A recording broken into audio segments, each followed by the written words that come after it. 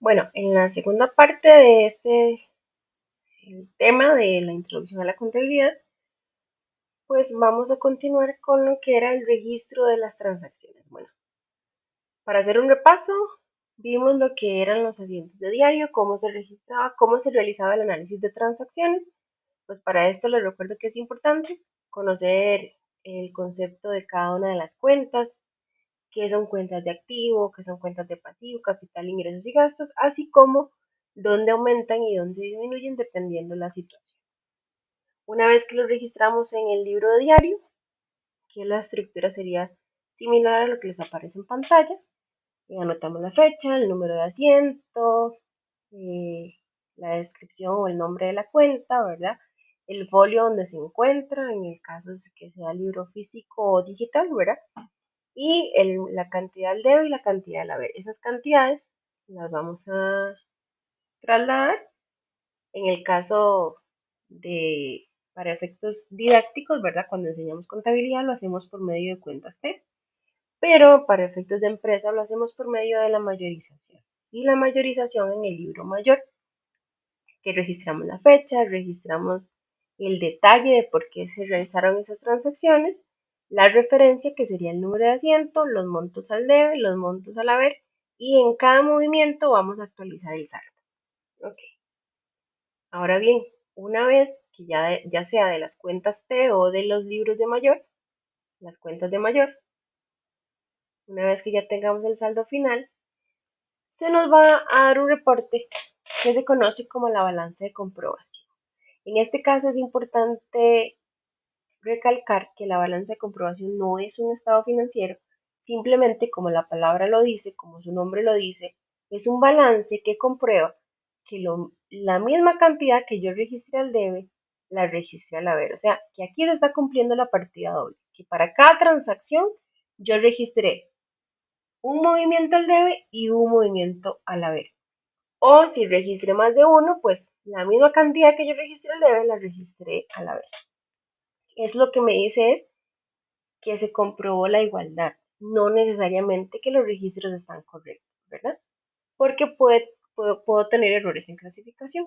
Entonces, la balanza de comprobación, por lo general, y la recomendación es ordenarla en orden de cuentas. Primero los activos, las cuentas de activos de más corrientes a menos corrientes, o sea, de más líquidos a menos líquidos, primero el efectivo, cuentas por cobrar, suministros en el caso de esta empresa de veterinaria, equipo de veterinaria, ¿verdad? Luego los pasivos, en este caso solo hay documentos por pagar y cuentas por pagar, el impuesto al valor agregado. Luego las cuentas de capital, las cuentas de ingreso y por último las cuentas de gastos. Cuando nosotros hacemos el estado de resultados, vamos a considerar ingresos y gastos solamente, o sea, la última parte del balance. Entonces, eso se eliminaría y me quedaría solamente la utilidad o la pérdida del periodo. Y en el caso del estado de situación, solamente tomaría de los activos al capital social y el resultado que genere el estado de pérdidas y ganancias. Entonces, ordenarlo es lo ideal. Ya cuando nosotros trabajamos en contabilidad, el sistema lo da por default ordenado, pero cuando estamos aprendiendo contabilidad, yo les recomiendo siempre ordenar las cuentas.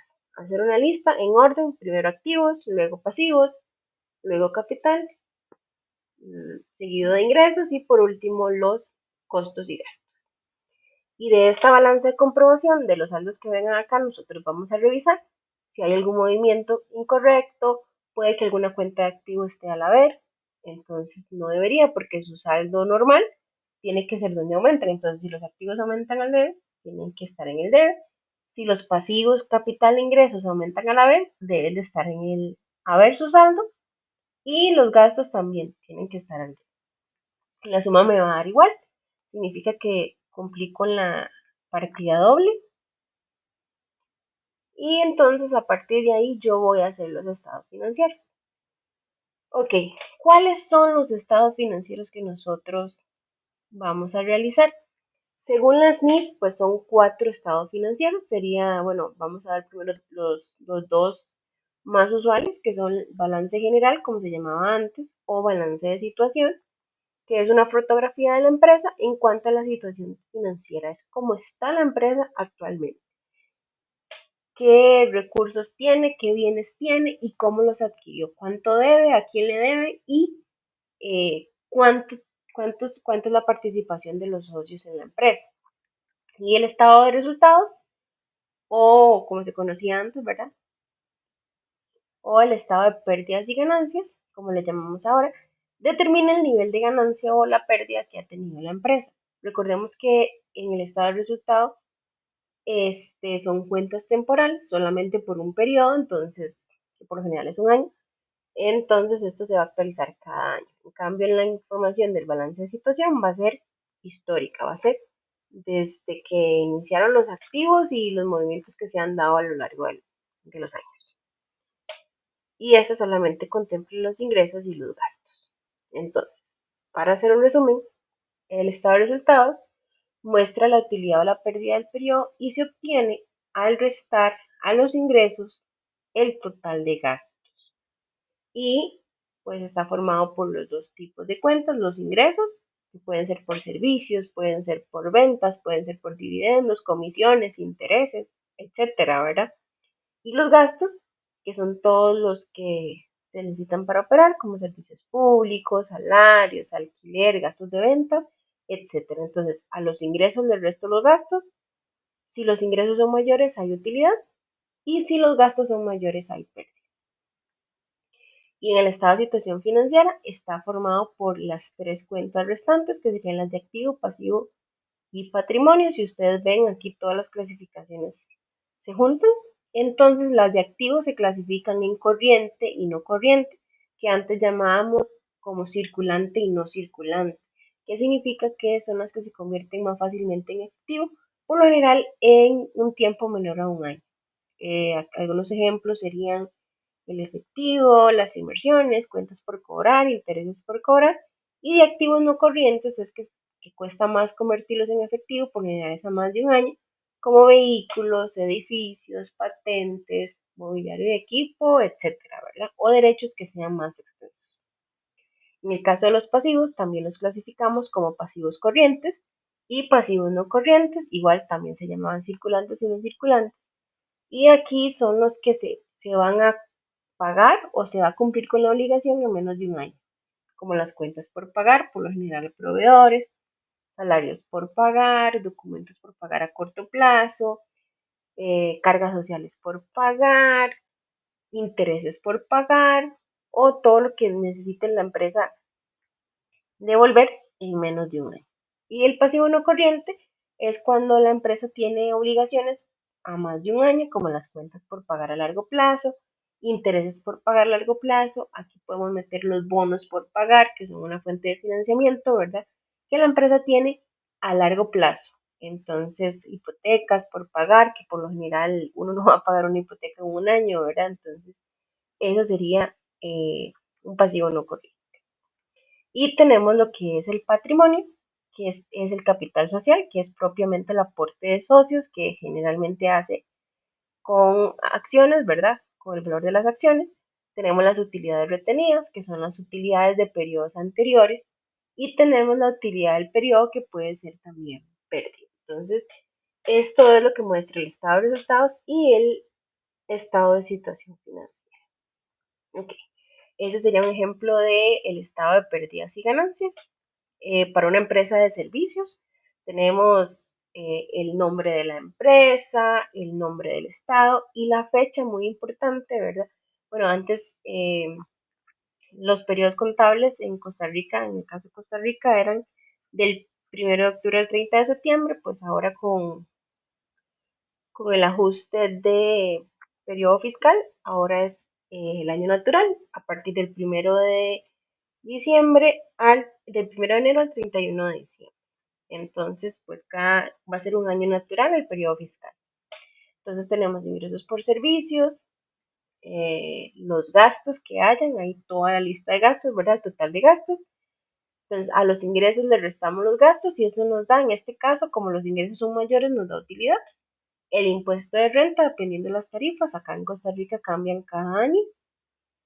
Y con base en eso calculamos los impuestos y sería la utilidad neta que se va a repartir a los accionistas. En el balance de situación lo tenemos que establecer a una fecha determinada, a la fecha que me estén solicitando. Puede ser por trimestre, puede ser un año, etcétera. Y entonces vamos a registrar lo que tenemos a la fecha. En este caso lo vamos a separar en activos corrientes y no corrientes y en una sola columna. Este puede ser eh, todo vertical, ¿verdad? Pero para efectos visuales considero que es más sencillo hacerlo de esta manera. Los pasivos, pasivos corrientes también y pasivos no corrientes si hubiesen, y el patrimonio. Entonces, para ver la ecuación contable, podemos registrar los activos a la izquierda y el pasivo y el patrimonio a la derecha. De todas maneras, cuando presentamos estados financieros, por lo general viene este, todo vertical, hacia abajo. Tenemos el estado de cambios en el patrimonio, que me va a decir cómo va a cambiar el capital, ¿verdad? Con base en el año anterior.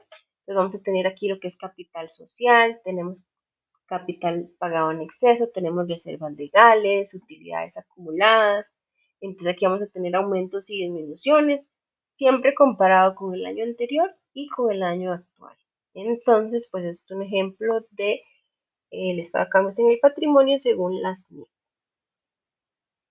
Y este es un ejemplo de estado de flujo de efectivo, que ahí tenemos por actividad de operación, de inversión y de financiamiento, que al final nos da como resultado lo que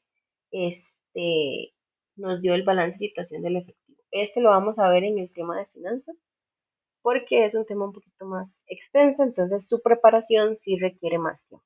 Entonces no lo vamos a ver en el módulo de contabilidad, pero sí lo vamos a ver por acá. Y ahora vamos a seguir con lo que son los asientos de ajuste en el próximo video.